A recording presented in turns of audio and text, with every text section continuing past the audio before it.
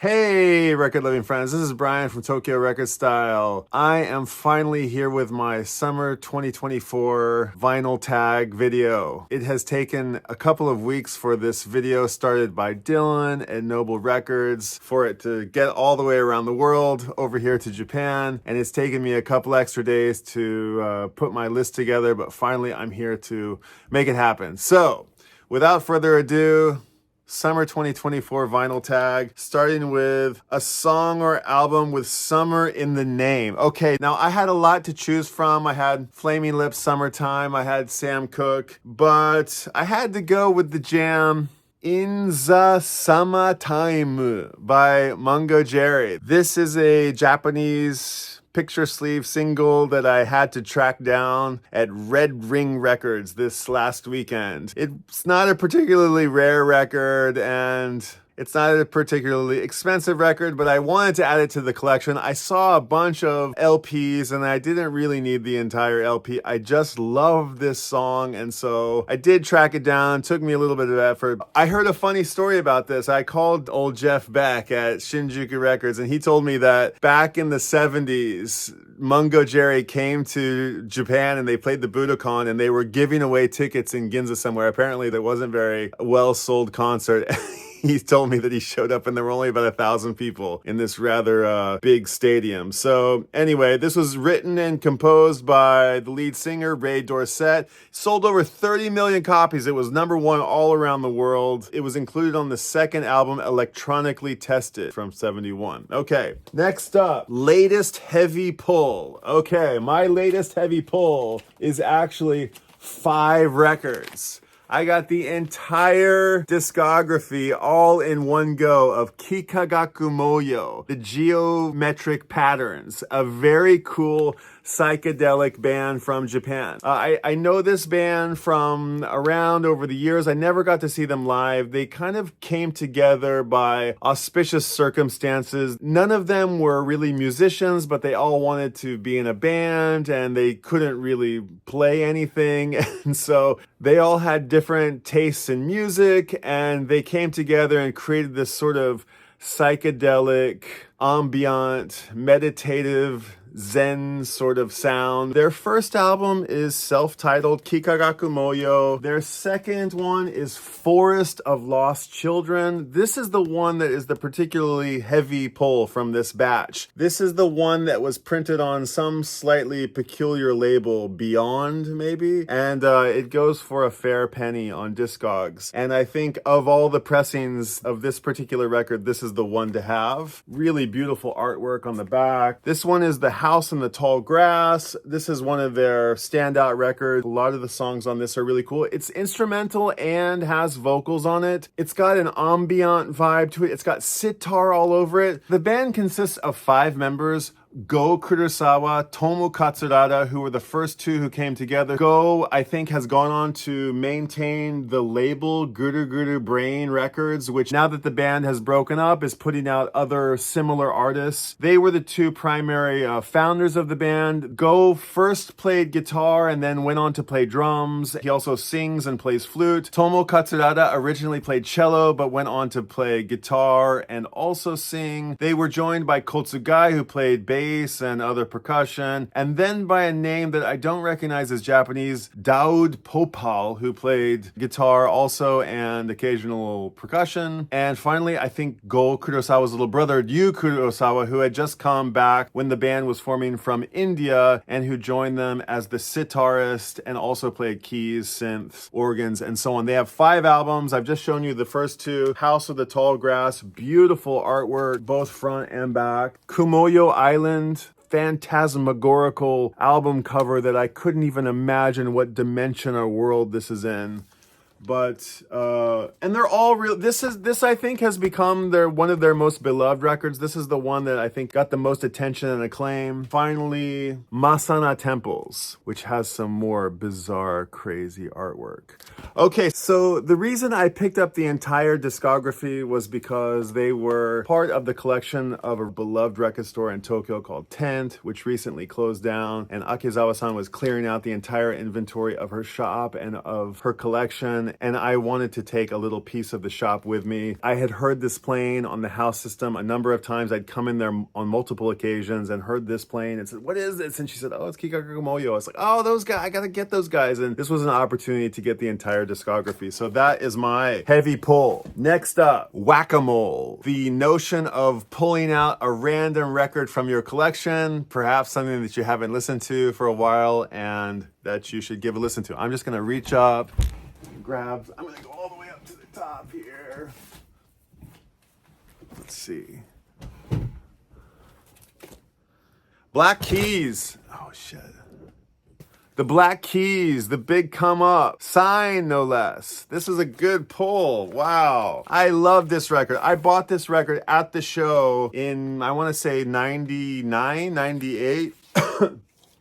On white wax, which I think is quite rare. This is, I'm pretty sure, a first pressing. It's just the two boys, Dan Auerbach and Patrick Carney. It's got the really distilled down early version of the Black Keys. I'm a giant Black Keys fan. I love them from the very early days. This has got Busted, Do the Rump, I'll Be Your Man. The Breaks has like some really cool sampling on it. She Said, this really awesome version of the Beatles. She Said, with this really crunchy guitar, Heavy Soul, Yearning, Leaving Trunk, a classic. And wow, this is, you know, the boys from Akron, Ohio.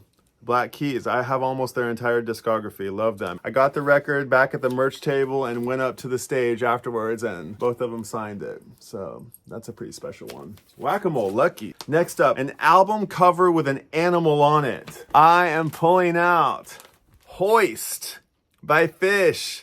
From 1994, one of the greatest Fish records and one of the just greatest records from the 90s. This is a highly coveted, highly underrated album. I was very, very lucky to score this in the wild not too long ago. This is from 2016. The album is from 1994, but it was only ever released on CD and it wasn't pressed on wax until 2016 for Record Store Day. This is the 2016 Record Store Day version, which is on beautiful orange splatter wax. The first time this record has been pressed. It is a highly coveted record amongst Fish heads, which I definitely am one. I've got some notes here. This is the band's 5th studio album, and it was released by Elektra Records. At the time, it was the best-selling album to date, and it remains the best-selling studio release. Interesting. Outsold in their discography only by the platinum-certified Alive one, which I highly recommend. Kind of a 4-record set, very nice packaging, really cool book inside. Also just got a pressing in the 2000s.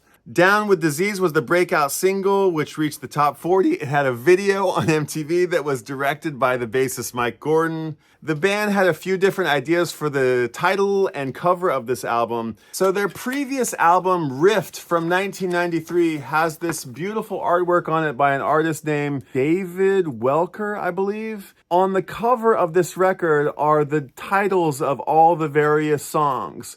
Maze is one of the songs, Lengthwise is one of the songs, Mound is one of the songs, and all of the songs that were featured on this particular album are featured in this album cover with the exception of the song Horse. So in light of that, Fish decided to put a horse on their next album, and a title that they considered for this album was Hung Like a Horse. In their better judgment, they opted against that title and they went with the title Hoist, but they kept the idea of the horse. And this happens to be the horse of Amy Skelton, who was one of the very first Fish fans, who is a horse taker carer of her, equestrian, horse husbandry, something. And the horse's name is Maggie.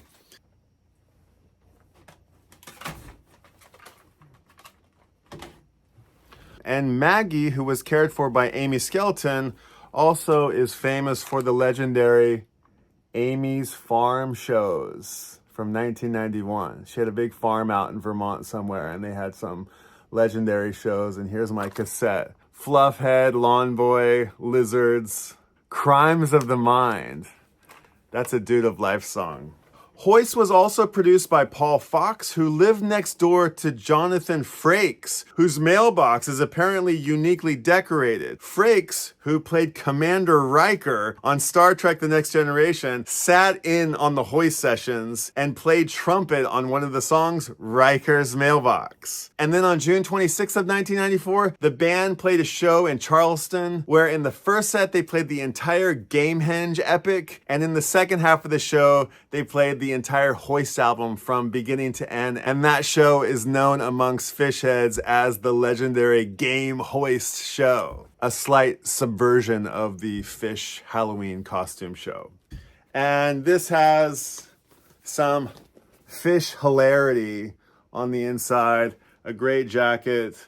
Our heroes, they don't look like heroes. Trey Anastasio, Paige McConnell, John Greasy Physique Fishman, and Mike Gordon.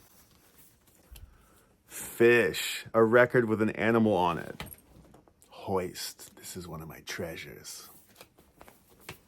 Okay, next up, an album with a great story. Velvet Underground's fourth and final album, Loaded.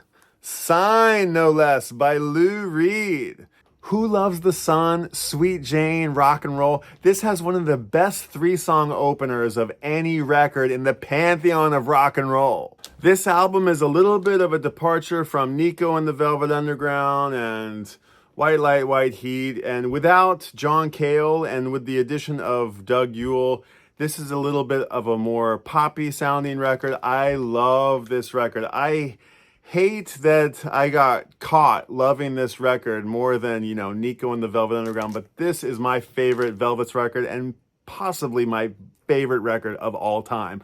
I saw Lou Reed at the Boulder Theater in '98, and I didn't have a ticket. I actually waited outside the concert to listen when the doors opened to him playing. Somebody came out, saw me sitting there and said, "What are you doing?" I said, Lou Reed is probably the only artist where I would sit outside and listen to the concert from the sidewalk. And that somebody said to me that her friend never showed up and that I could have her extra ticket. And next thing you know, I was in the front row and cheering along. They played the last song, Candy Says, if I remember correctly. They went off stage, cheered for an encore. They came back out and played Perfect Day. With the exception of about 50 people, the entire theater cleared out. The house lights came back on. A group of us in the front row never stopped cheering for 10 minutes until Lou Reed came back out and played yet another encore. The house lights went back down and he played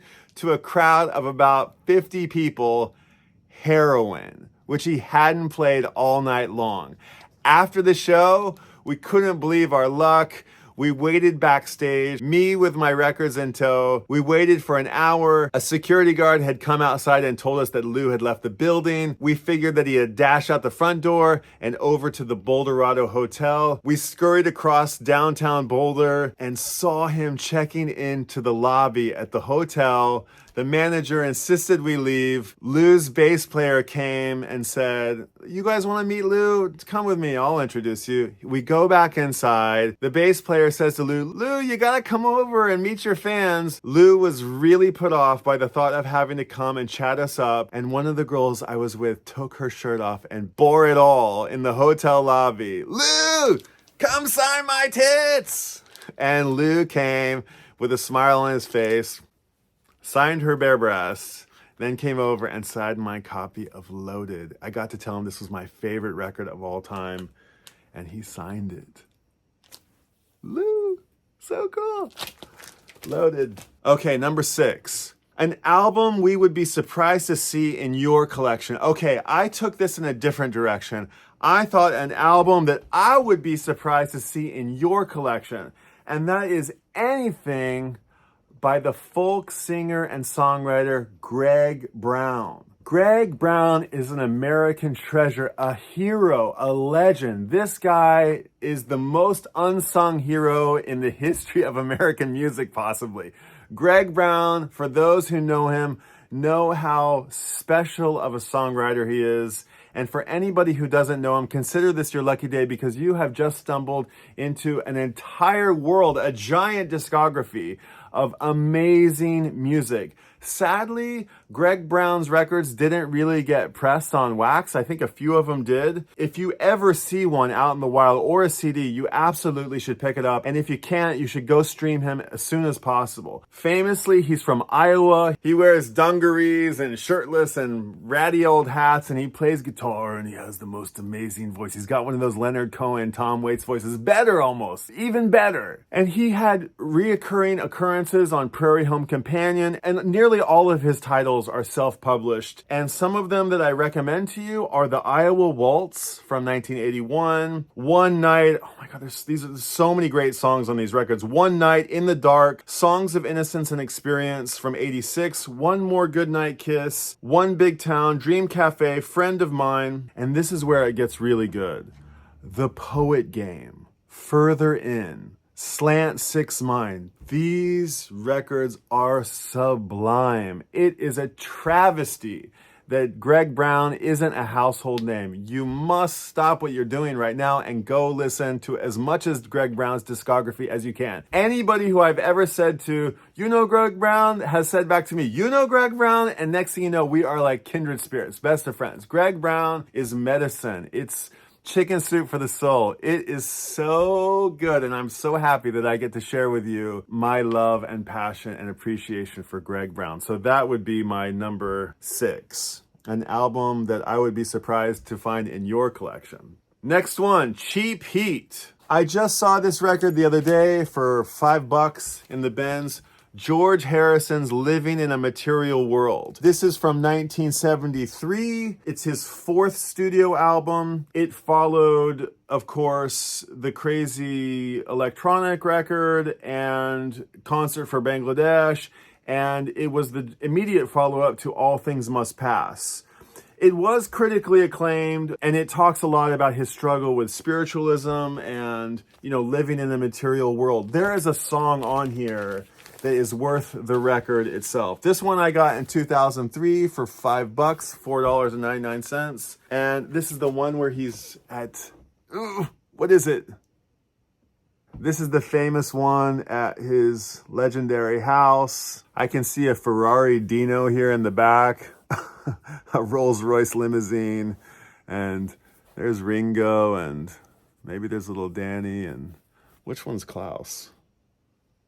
Anyway, there's so many good, every song on here is a little masterpiece, but of course it's got Give Me Love, and Living in a Material World, but the standout track is Who Can See It? This is the song, My Life Belongs to Me and All Who See It. This is his redemption song. This is the song where he broke free of every Beatle attachment and became a legend in his own right. This is the George Harrison, the adult George Harrison that we all grew to love and admire passionately. Living in a Material World can be found anywhere for $5. And what a record. Everybody has All Things Must Pass, but if you don't have this one in your collection, that's a shame. Get this. Cheap Heat. George Harrison's Living in a Material World. Next up, a 45 or alternative format. Okay, I'm gonna take another route on this. I am actually going to show you my 45 record case. I want to show you this really cool box that I keep my records in. This is the Taruya 7-inch record case FRB 07 Brit. And it's made in Japan, and we call this the Orange Record Box. And if you can get an Orange Record Box, then you can be in the ORB Club, the Orange Record Box Club. Me and my closest record-loving homies have an orb, and we love our orbs. They're made of this heavy-duty card paper. They're really well built, and they're quite fashionable. They have straps on here. I use like a kind of a heavy-duty neoprene style camera strap. It's really cozy, and it looks pretty sharp. And it opens like this. And the top here comes off, and you can use this as a second, case. So if you're spinning 45s, you can put your played records in one side and easily fish through your records. I can't really speak highly enough about this great case. It's really cool. If you come to Japan, I highly recommend picking one up. They're not cheap, but I dig them. They're really cool, and they're stackable. You can get multiple boxes and stack them up. They have a little wagon that you can pull them around. But I really, really love these Taruya orange brick boxes, the FRB07. If you can, try to import them into your country, or let me know and maybe we can send some your way. They're really well made and heavy duty, and they have a few kind of dark colors, and they have little rubber feet on both the top and the bottom, so you can set them both down on the counter. I've got my keyed record sticker, I've got my Zokyo sticker on there, I've got my beloved fish, and also some stickers from an artist who I really love, Miro, who talks about blue identity, and my delinquent sticker. Really fun way to tote around your 7-inch records.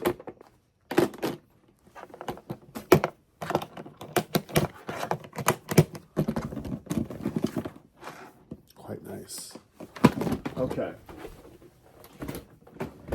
Next up, favorite music documentary or biopic? Well, for a documentary, I'm gonna pick Bittersweet Motel, Fish's documentary from 2000, directed by Todd Phillips. Todd Phillips, who went on to do a whole bunch of really big stuff, most recently The Joker. And he follows Fish on their summer and fall tours of 97 and then travels with them to Europe in 98. And there's a lot of fun and fishy antics happening in the movie. And finally, it culminates in a giant 2-day festival, the Great Went in Limestone, Maine, the most northern place in all of America where you could get the most furthest away from everybody. And they had an amazing 2-day festival that was attended by 70,000 people. A tradition that they've carried on for many, many years. Actually, their next festival, Mondegreen, is coming up very soon. As for biopic, I'm gonna pick Oliver Stone's The Doors from 1991. Now, people have complained that this biopic has distorted the history of Jim Morrison and The Doors, and famously, there was a lot of rub between Ray Manzarek, and Oliver Stone ended up telling the story that he wanted to tell, which maybe wasn't exactly representative of the true story of The Doors. But at any rate, it was a formative movie. It came out in 91. I was 14 years old, and it made a very big impression on me. Counterculture, the 60s. Jim Morrison is famously played by Val Kilmer. Meg Ryan plays Pam. Kyle MacLachlan plays Ray Manzarek. Frank Whaley plays Robbie Krieger. Kevin Dillon, Matt Dillon's little brother, plays John Densmore. Billy Idol plays Kat. And Crispin Glover gives an amazing performance as Andy Warhol. And in the Andy Warhol scene, Velvet Underground's Heroin is playing. The crazy, scratchy, psychedelic climax at the end with John Cale on viola.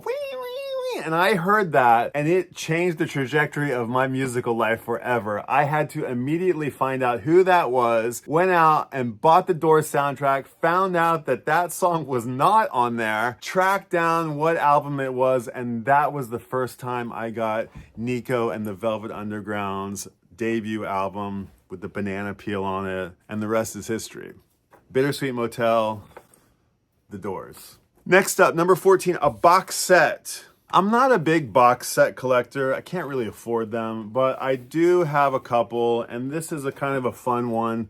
This is Hetty Nugg's 20 Years After Clouds Taste Metallic, 1994 to 1997, The Flaming Lips. Basically, an era of The Flaming Lips that centers around this record, Clouds Taste Metallic from 1995, which is a killer Flaming Lips record. The Flaming Lips are famously from Oklahoma City, the town over from my hometown, Tulsa. This copy is actually signed by Wayne Coyne. This was from 2015, this release. And this has so many great famous Flaming Lips songs. This here, Giraffe, Brainville, Kim's Watermelon Gun. They pump punctured my yoke, lightning strikes the postman, Christmas at the zoo, evil will prevail, and bad days. This album is so good. Everybody thinks the Flaming Lips' masterpieces are Yoshimi Battles the Pink Robots and the Soft Bulletin. This is as good, if not better, than both of those records. This album is so good. It's not their earliest acidy, really punkish, heavy, kind of dissonant records that are a little bit tough to listen to.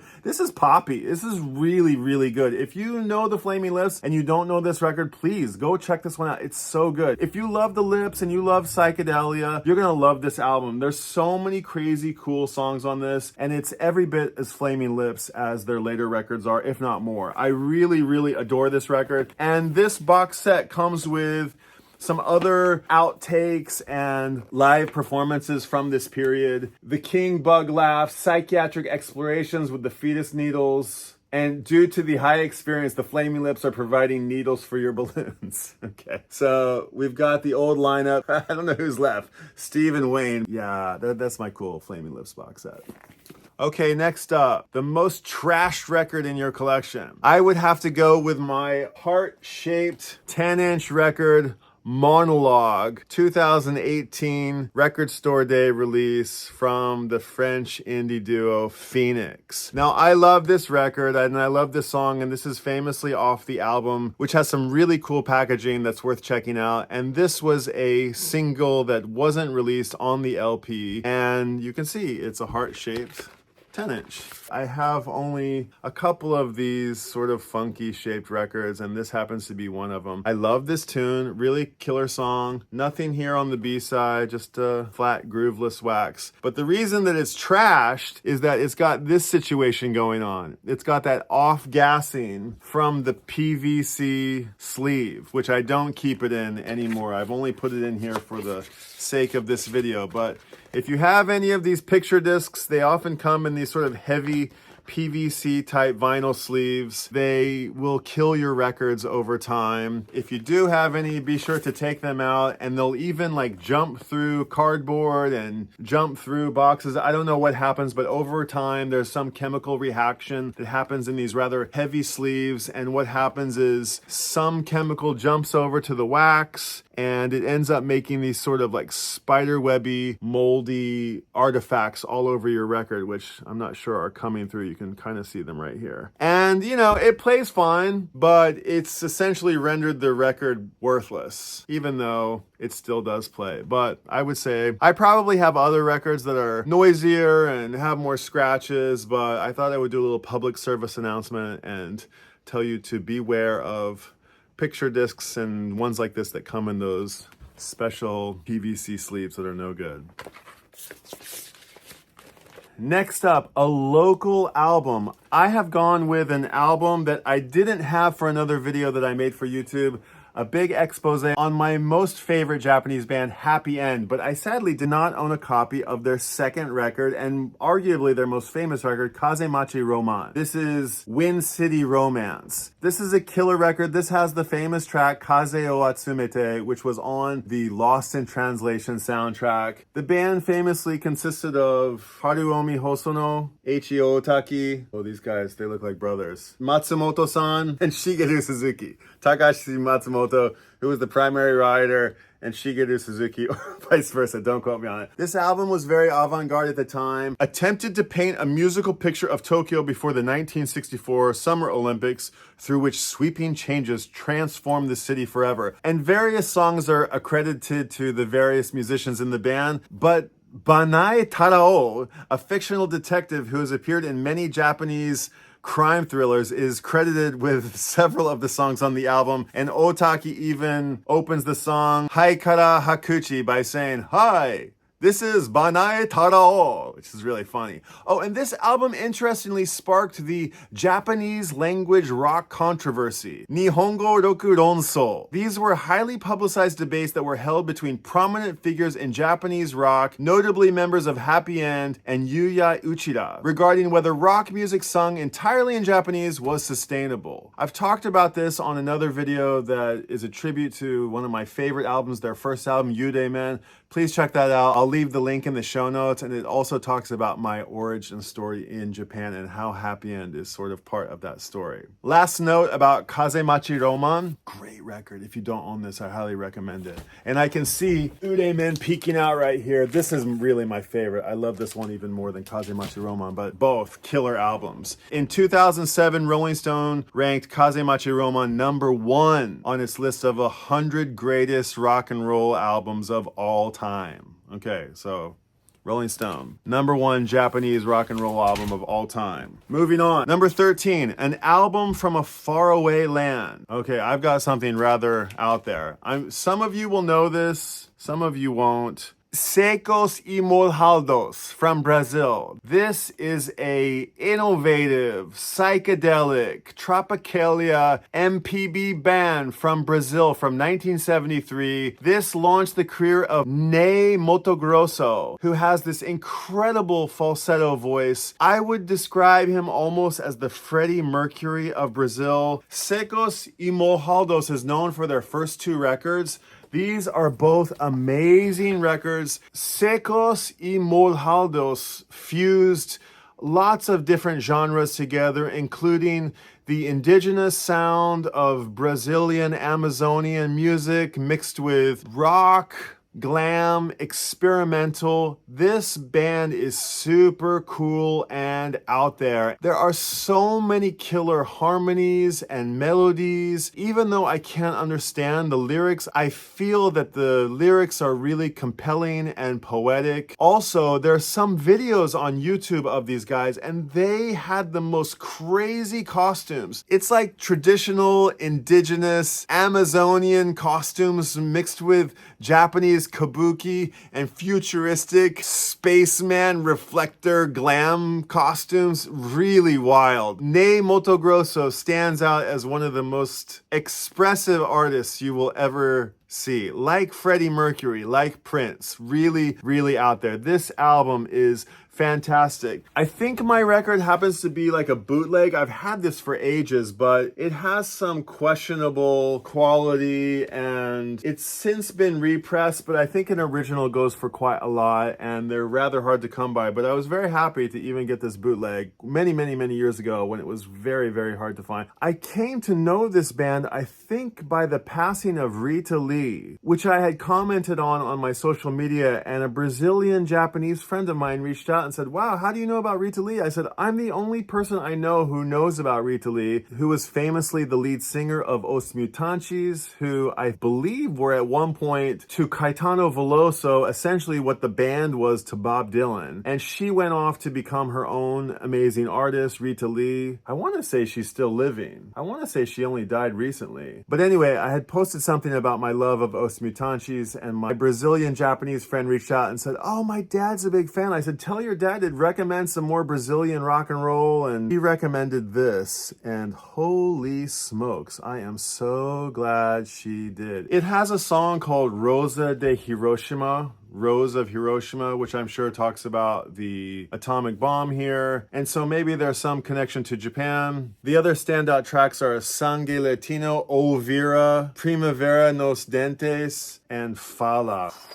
This album is so good. Okay, number 14, a soundtrack. I am going with Radwimps, who made this soundtrack for the movie Kimi no Nawa, Your Name, which was an animated feature film from Japan, a huge international success, directed by Makoto Shinkai. It is a romance fantasy about these two high schoolers in different parts of Japan who have never met before and who wake up one morning in each other's bodies and have to figure out the mystery of this time slip sci-fi. It has to do with earthquakes, tsunamis, and other natural disasters in Japan. Killer movie, an amazing soundtrack. I really love this record. This is not something I would normally reach for, but I love this movie so much, and the soundtrack really pushed it along. Makoto Shinkai was a fan of Radwimps, and he asked them to do the soundtrack. From my understanding, they only had the script, and they wrote the song based on the script, but so many ideas that Shinkai found in the songs ended up influencing the movie. So not only did the movie influence the soundtrack, but the soundtrack actually ended up influencing the movie. movie, and they both talked about what a great collaboration it is. I got on a wait list to buy this record. I wanted it so bad. It is really cool. It's on clear vinyl. It's got some beautiful artwork. It's on funky clear vinyl. It's got the strange obi that fits on the side. Radwimps. The movie is Kimi no Nawa, in English, Your Name, from 2016. Amazing Japanese animated movie. Highly recommend this. Soundtrack is so good. If you love Spirited Away, you're gonna love this movie. It's not Miyazaki, but it's in a similar spirit. Kimi no Nawa by Radwimps. Okay, next up, we're getting close to the end here. Number 16, highest on your want list. Weens, the Mollusk. I do not own the Mollusk on vinyl. I've got Chocolate and Cheese, and I just ordered the new 3-disc remaster. I've got Quebec, and I've got their last album, La Cucaracha. But I don't have The Pod, I don't have Pure Guava, I don't have Godwin Satan, and I don't have the Mollusk. This is a really great album. I know every song on this record back and forth. It's a very cool album cover. The album cover is made by Storm Thurgeson of Hypnosis, really psychedelic, and it's rather dark album, and a lot of the songs are almost sea shanty-ish. There's Bar Dar Don. A blonde stone brings a tear to me,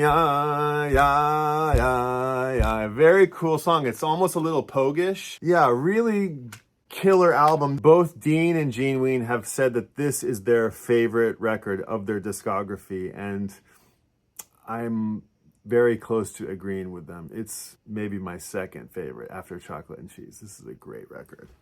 And this record connects me to my friend Mike Hamill, who I lost, who taught me about this record back in 97 probably, who loved to eat the various kinds of things that you'd find on this record cover.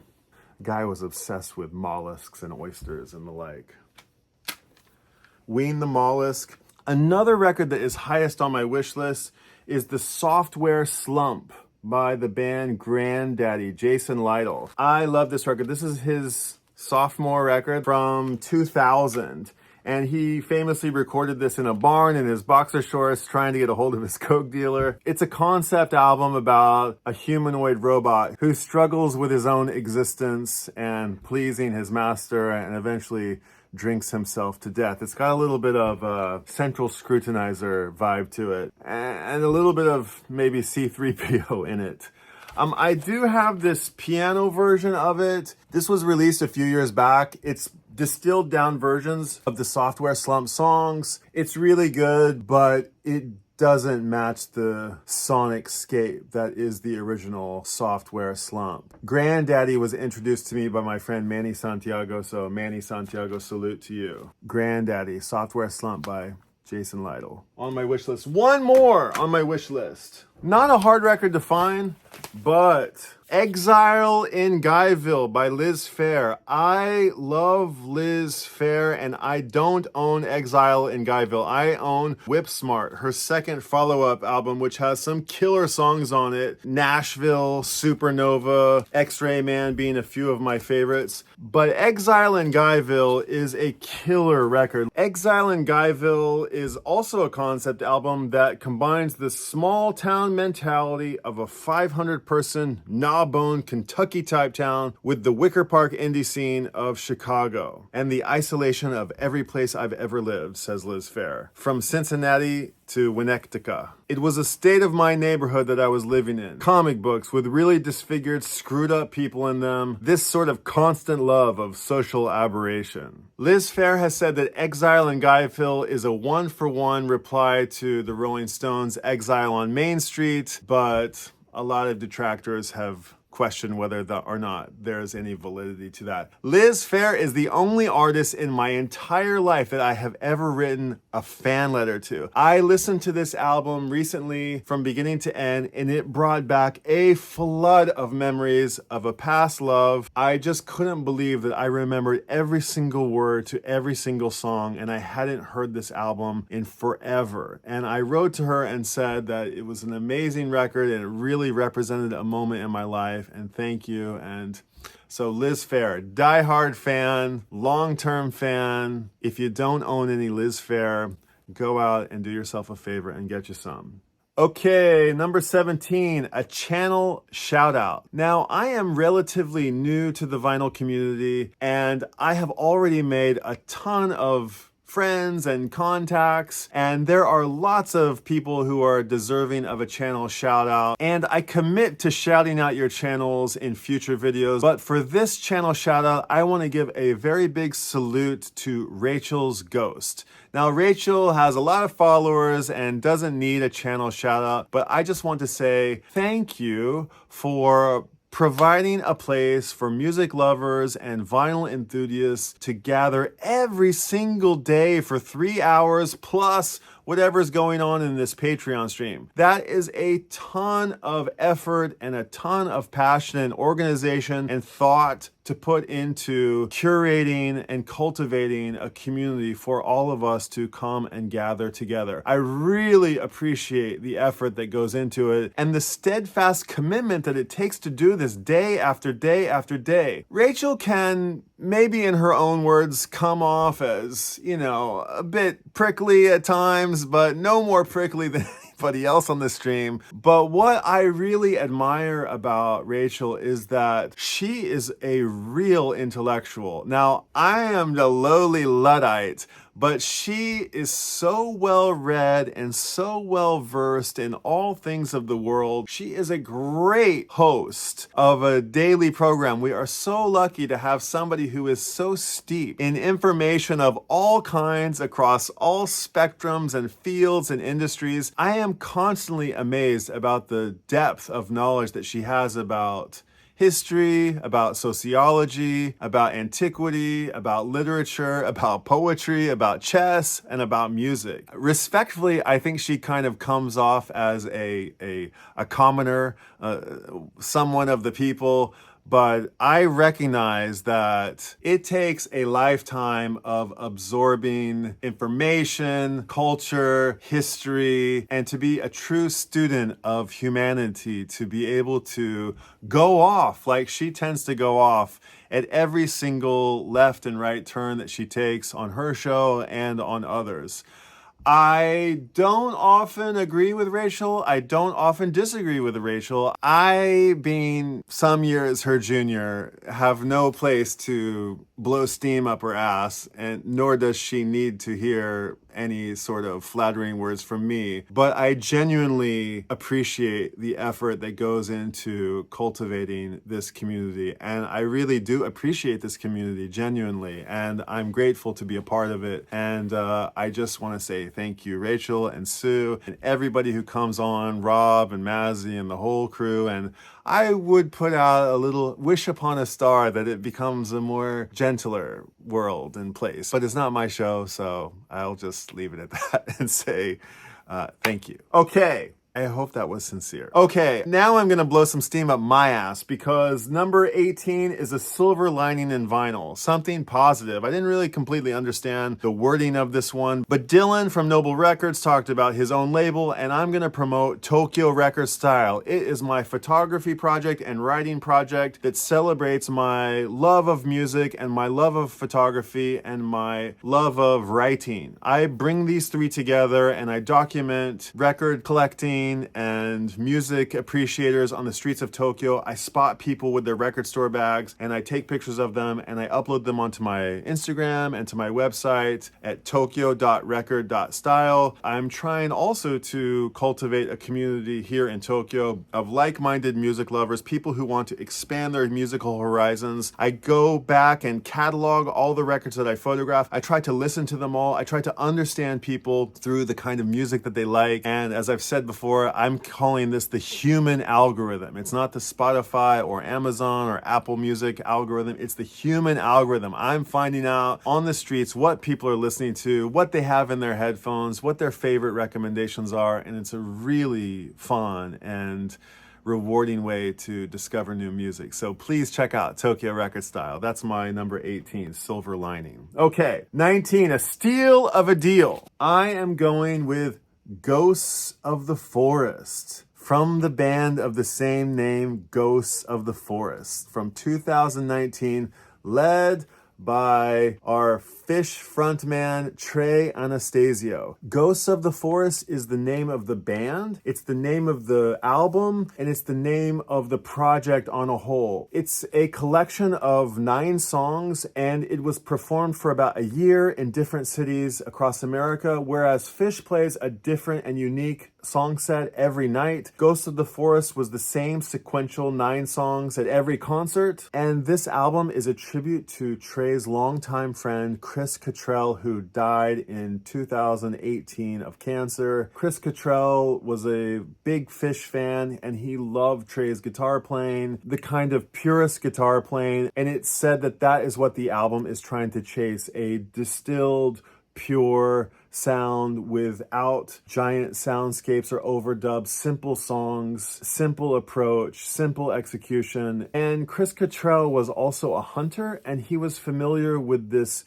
Native American notion of tracking big game across the forest, and sometimes it taking days and days to hunt a single elk or moose, and how sometimes, like ghosts, they would just disappear into the forest. This is a rather fleeting album. It's very nuanced and beautiful and ephemeral, and just like this album cover, it's very mysterious and beautiful, and I was really lucky to score this record. This is a highly coveted and expensive record, and I ordered this from Tower Records around the time when it came out, and then I forgot to pick it up for a year. And then one day I saw it being sold on eBay or Discogs for an exorbitant amount of money, and realized I may have missed the chance to buy it for a retail price. I called up Tower and said, "Do you have this record, Ghosts in the Forest?" And they said, "Yeah, we have 1 copy. Somebody ordered it a year ago and never came and picked it up." And it was 70% off. I got this record for like $12. It's like a really, really, really expensive record. And I just think that nobody quite knew what it was. It was in the bins. It may have been the one of only a few in Japan. And I just lucked out. I haven't even taken off the 70% off sticker because I was so happy. Super, super, super stoked on this record. Super cheap. It also connects me to my dear friend, Mike Hamill. Okay, last up, a promo. Now, I have a couple thousand records, too many in my opinion, but I am not a fiend like Dillon is and like some of you are. And I don't go chasing promos and limited editions. Black wax is fine for me. I don't care about obies and these kinds of things. If I find them, it's nice to have, but I am not really chasing them. So I don't have many promos in my collection. But I was at a recycle shop not so long ago, and I found a 300 yen copy of Bohemian Rhapsody. Bohemian Rhapsody by Queen. And when I opened it up, I found a white label promo. And I was excited to think that this may have been the first time that Bohemian Rhapsody was heard in Japan. So we all know and love this song, but here is my Japanese picture sleeve white label promo of Bohemian Rhapsody. Pretty cool. Okay, so that about wraps her up. Took me a while, but I appreciate you sticking around here till the end. I want to send a very big thank you to Dillon at Noble Records. I'm a big fan, been watching your channel, following your shop and your story for a long time. Curious about all those releases your label is putting out, and hopefully someday I'll get to visit. But thank you for putting this vinyl tag forward. It was a lot of fun, a lot of work. 10. Let's go 10 next time, please. So if you made it all the way to the end, thank you for being here. Thank you for joining another Tokyo Record Style video. If you'd like me to check out your summer 2024 vinyl tag, leave me a link in the comments below. Leave a comment about anything that you saw on my list that you'd want on yours, or any recommendations that you have on yours that you'd give to me. And let's share our passion for music together.